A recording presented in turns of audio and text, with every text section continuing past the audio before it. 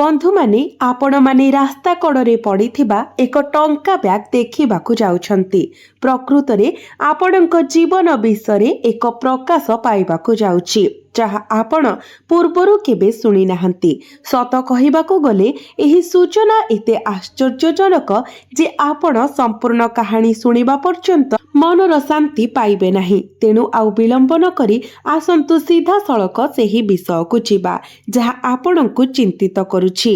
आगामी दिन रे आपणक जीवन रे एक घटना घटिबाकू जाउछि जहा सीधा सड़क रास्ता सहित जड़ित। आपण ठीक सुनिछंती, रास्ता एवं टंका एही घटना रे प्रमुख भावरे देखाजिब। तथापि एही टंका आपणक जीवन रे किपरि आसीब ताहा एते अनन्य एवं अप्रत्याशित हेब जे आपण आश्चर्य होइजिबे। किंतु मो संपूर्ण विवरणी व्याख्या करिबा पूर्वरु आपणको किछि बुझिबाकू पड़िबो। यह केवल एक संकेत नुहे, यह एक गुरुत्वपूर्ण ग्रह परिवर्तनर एक अंश।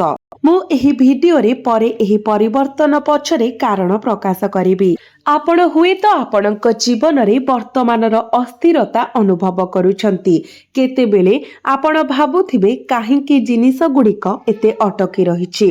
आपण अनुभव करि पारंती जे आपणकर सर्वोत्तम प्रयास करिबा सत्वे आपण योग्य फलाफल पाउनाहंती। जदि एही प्रश्न गुड़िक आपणक मनरे अछि तेबे आपण सठिक भिडियो देखुछंती।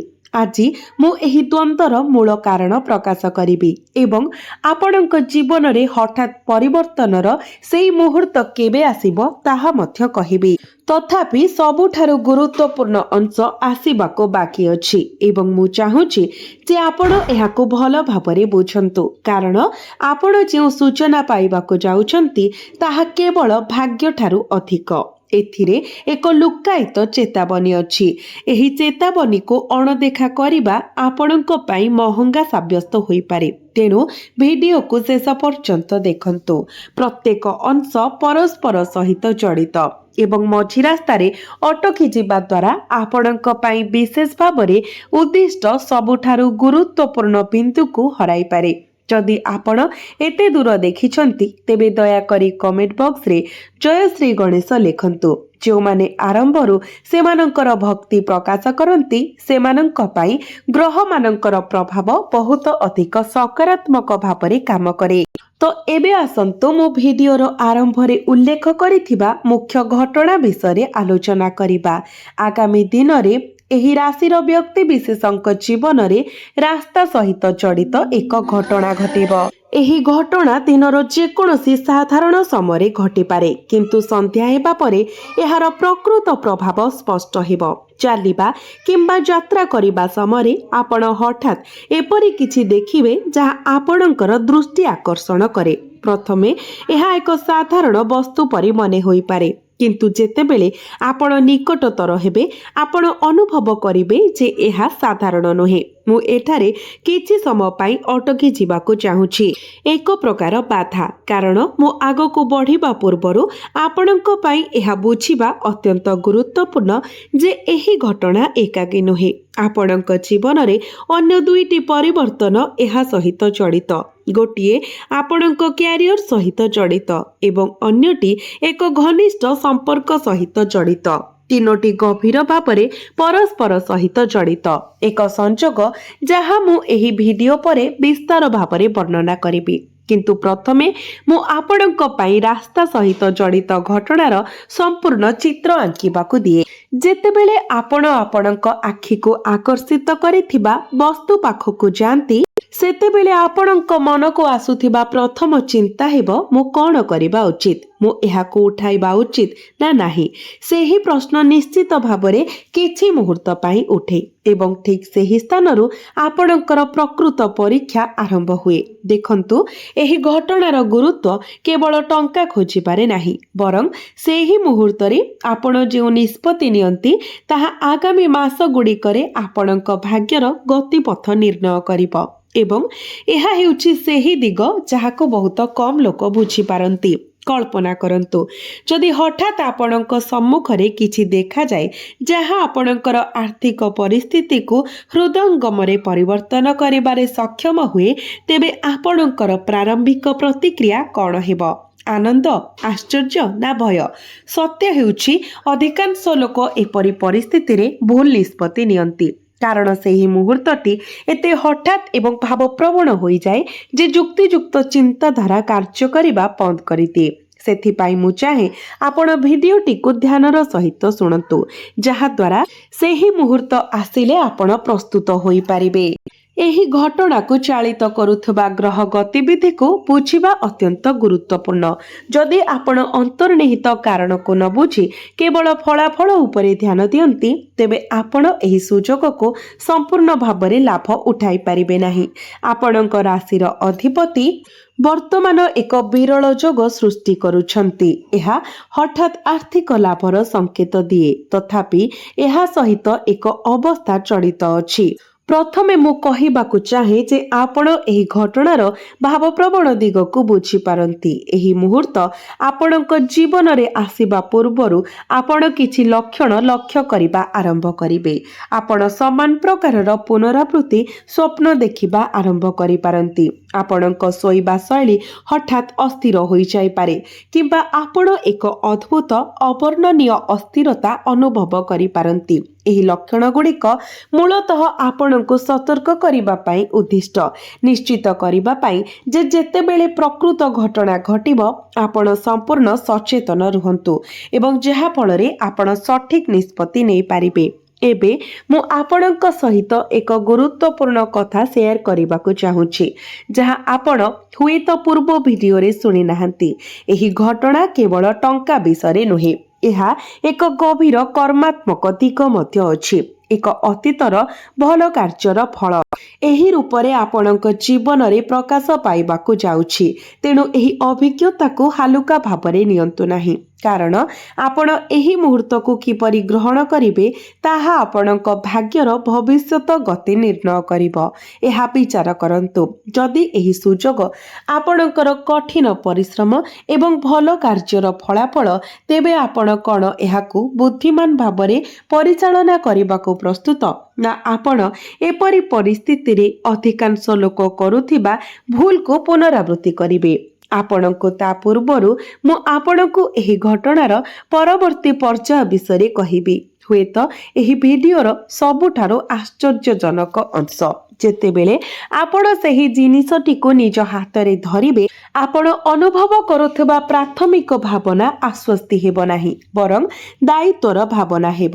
ଠିକ୍ ସେହି ମୁହୂର୍ତ୍ତରେ ଆପଣଙ୍କର ପ୍ରକୃତ ପରୀକ୍ଷା ଆରମ୍ଭ ହେବ। ଏହାପରେ ତୁରନ୍ତ ଆପଣ ଏକ ନିଷ୍ପତ୍ତିର ସମ୍ମୁଖୀନ ହେବେ, ଯାହା ଆପଣଙ୍କର ନିକଟ ସମ୍ପର୍କକୁ ପ୍ରଭାବିତ କରିବ। ଏବଂ ଏହିଠାରେ ମୁଁ ପୂର୍ବରୁ ଉଲ୍ଲେଖ କରିଥିବା ଦ୍ୱିତୀୟ ପରିବର୍ତ୍ତନ କାର୍ଯ୍ୟକାରୀ ହେବ। କିନ୍ତୁ ମୁଁ ସମ୍ପୂର୍ଣ୍ଣ ବିବରଣୀ ପ୍ରକାଶ କରିବା ପୂର୍ବରୁ ମୁଁ ଚାହେଁ ଯେ ଆପଣ କିଛି ସମୟ ପାଇଁ ଅଟକି ଯାଆନ୍ତୁ ଏବଂ ପ୍ରତିଫଳିତ ହୁଅନ୍ତୁ। ଆପଣ କ'ଣ ବର୍ତ୍ତମାନ କୌଣସି ପ୍ରିୟଜନଙ୍କ ଠାରୁ କିଛି ଲୁଚାଇ ରଖିଛନ୍ତି, ଯାହା ସେତେବେଳେ ସାମାନ୍ୟ ମନେ ହେଉଥିଲା କିନ୍ତୁ ପରେ ଏକ ବଡ଼ ସମସ୍ୟାରେ ପରିଣତ ହୋଇପାରେ?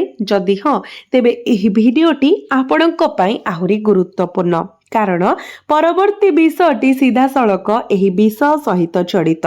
ମୁଁ ପୁଣି ଥରେ ଏହା କହିବାକୁ ଚାହେଁ, ଯଦି ଆପଣ ପ୍ରକୃତରେ ଈଶ୍ୱରଙ୍କୁ ଭକ୍ତି କରନ୍ତି, ତେବେ କମେଣ୍ଟ ବକ୍ସରେ ଜୟ ଶ୍ରୀ ଗଣେଶ ଲେଖନ୍ତୁ। ଏବେ ଆସନ୍ତୁ ଆପଣଙ୍କ କ୍ୟାରିୟର ବିଷୟରେ କଥାବାର୍ତ୍ତା କରିବା, କାରଣ ଯେପରି ମୁଁ ପୂର୍ବରୁ ଉଲ୍ଲେଖ କରିଥିଲି, ରାସ୍ତା ସହ ଜଡ଼ିତ ଏହି ଘଟଣାଟି ଏକ ବିଚ୍ଛିନ୍ନ ଘଟଣା ନୁହେଁ। ଆପଣଙ୍କ କ୍ୟାରିୟରରେ ଏକ ପ୍ରମୁଖ ମୋଡ଼ ମଧ୍ୟ ଆସୁଛି, ଏକ ଆକର୍ଷଣୀୟ ଭାବରେ। ଏହା ମୁଁ ପୂର୍ବରୁ ଉଲ୍ଲେଖ କରିଥିବା ଘଟଣା ସହିତ ମେଳ ଖାଇବ। ଆପଣ ହଠାତ୍ ଏକ ପୁରୁଣା ପ୍ରକଳ୍ପ ସମ୍ପର୍କରେ ନୂତନ ସୂଚନା ପାଇପାରନ୍ତି, କିମ୍ବା ଆପଣଙ୍କ କାମକୁ ଏକ ସମ୍ପୂର୍ଣ୍ଣ ଅପ୍ରତ୍ୟାଶିତ ତ୍ରୟାଂଶର କେହି ପ୍ରଶଂସା କରିପାରନ୍ତି। ତଥାପି ଏହି ପରିବର୍ତ୍ତନ ସହିତ ଏକ ସର୍ତ୍ତ ମଧ୍ୟ ଜଡ଼ିତ ଅଛି, ଧୈର୍ଯ୍ୟ। ଯଦି ଆପଣ ଏହି ପର୍ଯ୍ୟାୟ ମଧ୍ୟରେ ଶୀଘ୍ର ନିଷ୍ପତ୍ତି ନିଅନ୍ତି, ତେବେ ସୁଯୋଗ ଆପଣଙ୍କ ହାତରୁ ଖସି ଯାଇପାରେ। ମୁଁ ଏଠାରେ ଆଉ ଏକ ପ୍ରକାରର ବାଧା ପରିଚିତ କରିବାକୁ ଚାହୁଁଛି। କାରଣ ମୁଁ ଯାହା କହିବାକୁ ଯାଉଛି ତାହା ଆପଣଙ୍କୁ ଟିକେ ଅସହଜ ଅନୁଭବ ହୋଇପାରେ। ତଥାପି ଏହା ଆପଣଙ୍କ ପାଇଁ ଜାଣିବା ଅତ୍ୟନ୍ତ ଗୁରୁତ୍ୱପୂର୍ଣ୍ଣ।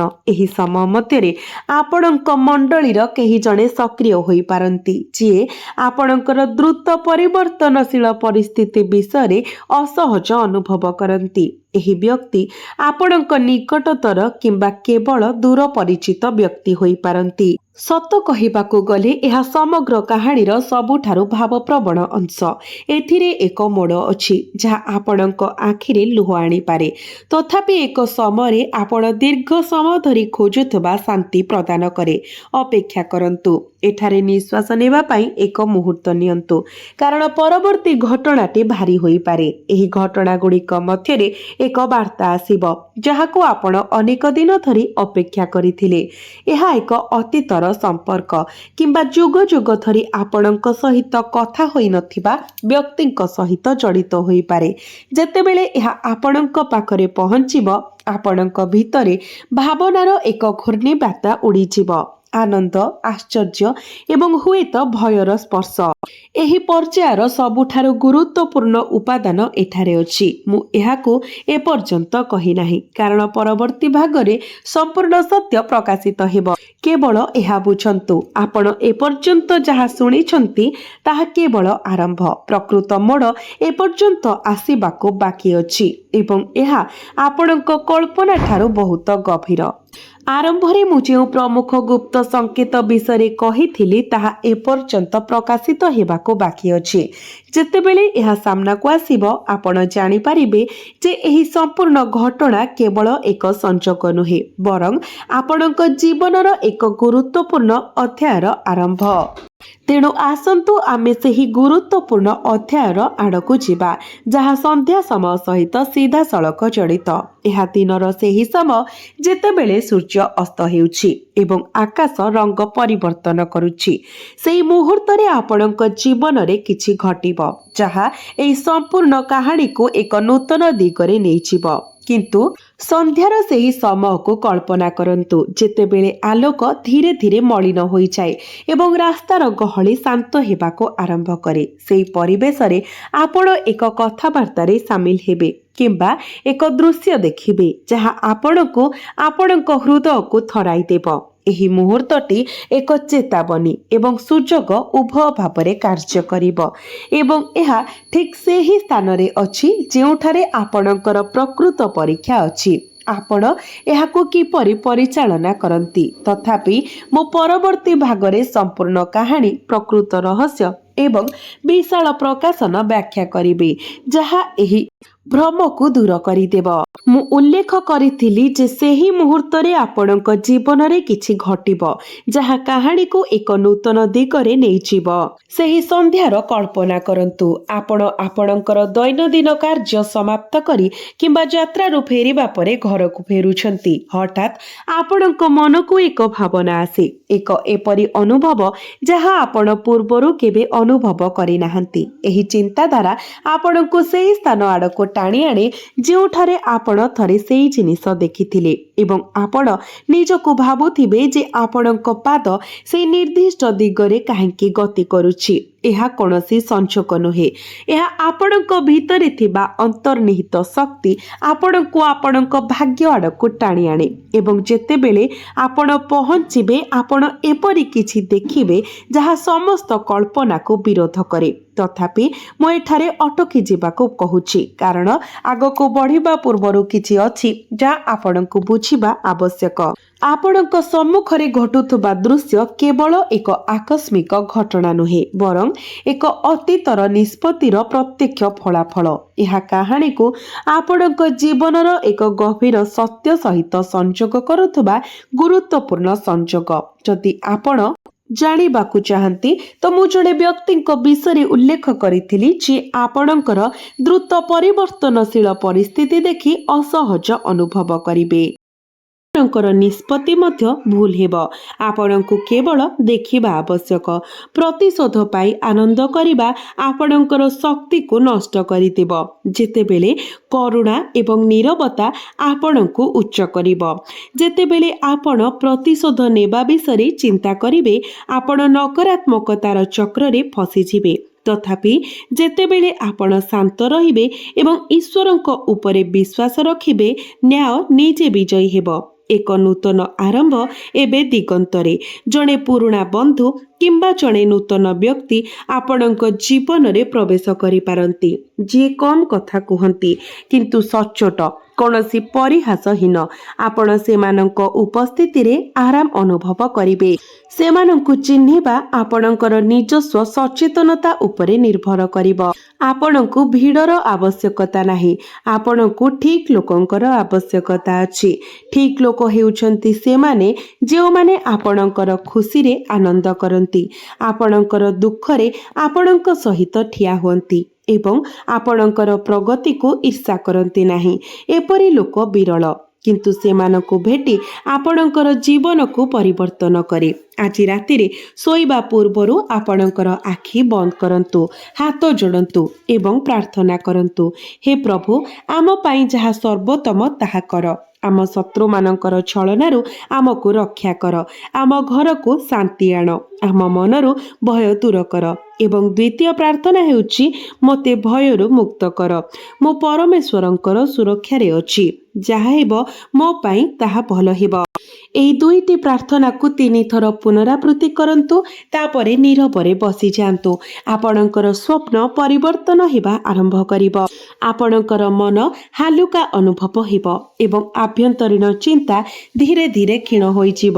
ପ୍ରାର୍ଥନା ମନକୁ ଶାନ୍ତ କରେ ଏବଂ କେବଳ ଏକ ଶାନ୍ତ ମନ ସଠିକ୍ ନିଷ୍ପତ୍ତି ନେଇପାରିବ। ବନ୍ଧୁମାନେ, ପରବର୍ତ୍ତୀ 4 ଦିନ ନିର୍ଣ୍ଣାୟକ। ପ୍ରଥମ ଦିନରେ ଏକ ସଂକେତ ଦେଖାଦେବ। ଦ୍ୱିତୀୟ ଦିନରେ ଏକ ଗୁରୁତ୍ୱପୂର୍ଣ୍ଣ ଆଲୋଚନା ହେବ। ତୃତୀୟ ଦିନରେ ଏକ ପରୀକ୍ଷା ହେବ। ଚତୁର୍ଥ ଦିନରେ ସ୍ପଷ୍ଟତା ହାସଲ ହେବ। ଆପଣଙ୍କୁ କେବଳ 3ଟି ଜିନିଷ ମନେ ରଖିବାକୁ ପଡ଼ିବ: ନୀରବତା, ଧୈର୍ଯ୍ୟ ଏବଂ ସତ୍ୟ।